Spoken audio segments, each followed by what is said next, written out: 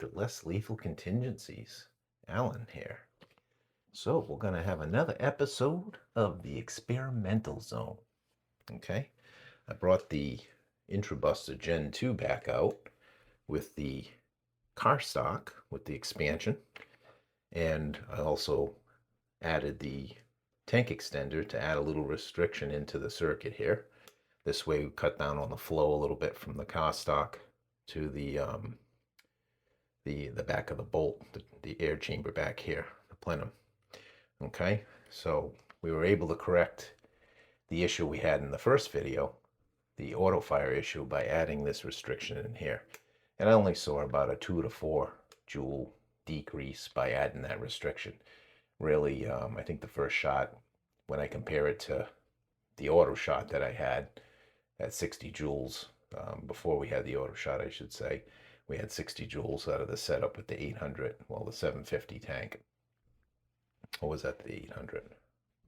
I think that was the 800 tank, wasn't it? Yeah.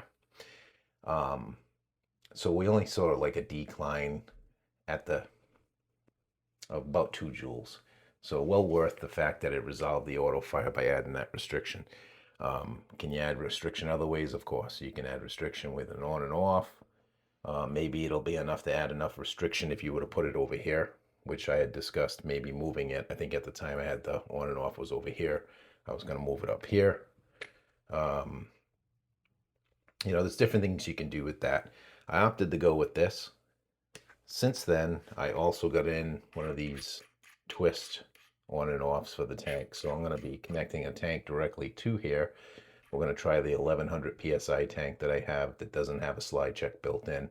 It's a 13 CI tank, so I'll be screwing that onto the back of the stock, and then we'll use this spin on and off, and we'll try that out today. So I'm testing something new today, new to me anyways, probably not new to most of you guys. I'm sure these have been around for a while, these spin on and offs, but it's going to be the first time that I'm trying it out, and that's what I'm going to do today with 1100 PSI, and we're going to do one magazine of 6 of the 10 gram AR Tactical joules, and we'll see how that works out. So let's go ahead and spin in the bottle first. We have a 1100 PSI output, 13 CI tank, and it's pretty much up to 3,000, just about 3,000 capacity. So we're good there. We're going to spin that in here. And then we're going to air it up first and make sure I don't have any leaks. If everything sounds good, then I'll put my ears in my ear protection and we'll try it out. It's unloaded, no magazine in there. Let's see what she does.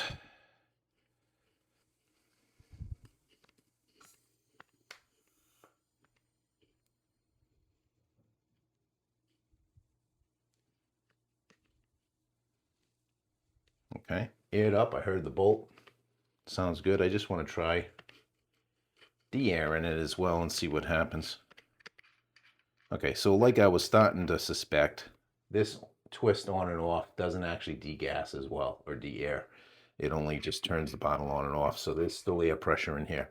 So to degas, I will have to use the degas function right here, or to de-air.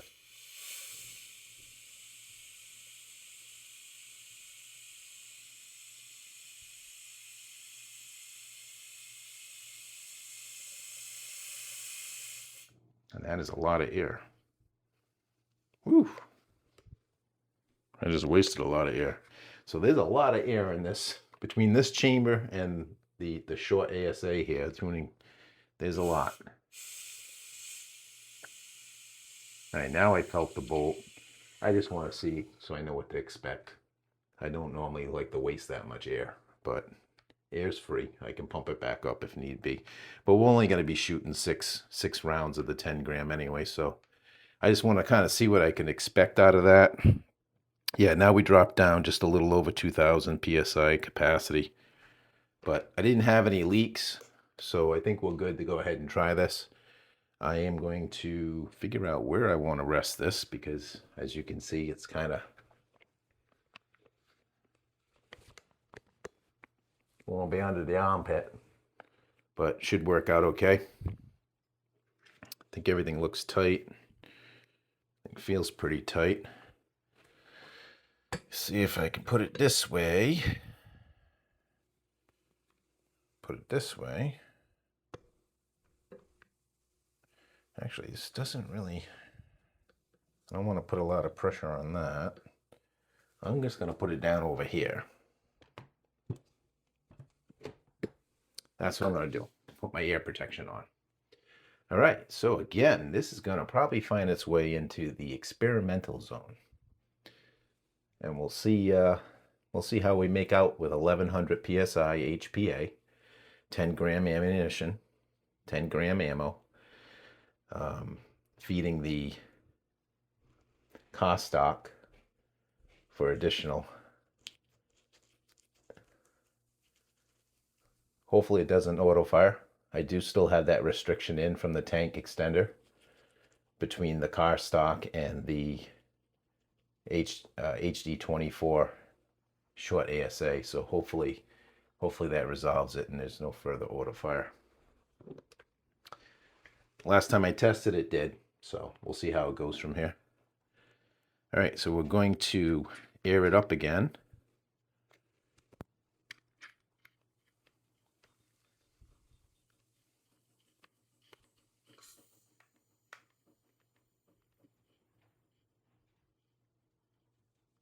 Okay, heard the bolt. Not hearing any leaks.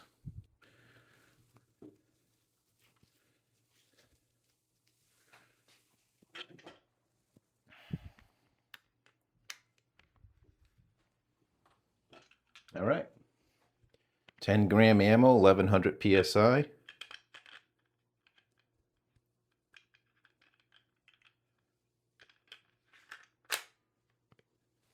The laser on. Okay, I'm just going to yell out the, call out the feet per second. All right, mag 1, shot 1, 10 gram, 1100 PSI. 401.1 feet per second. Shot 2. 401.7. Shot 3. 400 feet per second. Shot 4. 396.8 feet per second. Shot 5. 391.2 feet per second. And the last one, shot 6. All right, the last one didn't read.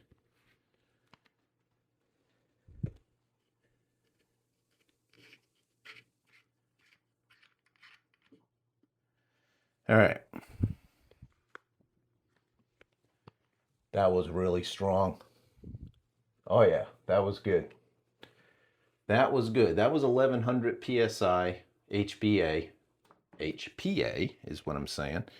All right, I just went ahead and turned that off, so now I should be able to unscrew the bottle.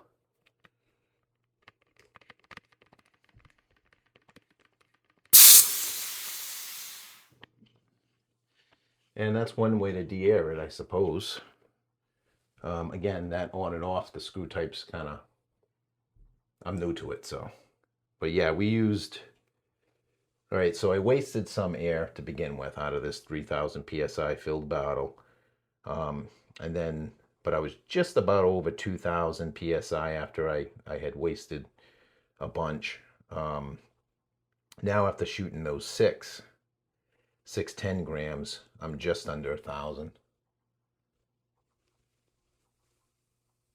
Okay, so as you could expect, this is an air hog, you know, but the idea is having power. It felt wicked powerful. I believe probably my highest numbers yet, I would think, on the 10 gram. And again, this is just the factory 4.5 barrel, so 4.5 inch barrel. So until I get in a longer barrel, I'm really not going to be able to take full effect, you know, full use of this additional expansion. So, but it was a good test anyways, and we're experimenting, so it was good. It was good. All right. Now, I'm going to degas down here as well because I'm kind of curious if I have any air in here. Nothing in the breech. See if we have any air, because when I first I turned this off, right? I turned it forward, turned the twist on and off, and then I unscrewed the bottle. Quite a bit of air came out. That may have evacuated everything that was in the gun, but to be safe as well, yeah. All right, so I'm not getting anything out of here. So it did indeed evacuate the whole everything that was left in here. So that's what it did. So this twist on and off worked out pretty well. The only thing it doesn't do is it doesn't degas or de-air by the act of turning it off. That doesn't happen. What I probably could have done or should have done was degas from here first before removing the bottle. But you saw me, I didn't do that. I just removed the bottle, and when I did, all the air came rushing out. So no big deal. It's not like it went flying across the room or something. So, but I think a better method would have been for me to degas the air from here. So, but this worked out pretty good. I'm pretty happy with it. And yeah, thank you for watching another episode of Experimental Zone. This is the Mercury Rise IntruBuster Generation 2 with the Vulcan car stock, expansion stock. And this is what it is on 1100 PSI. Thanks, guys. Thanks for watching. Have a great day. Peace out.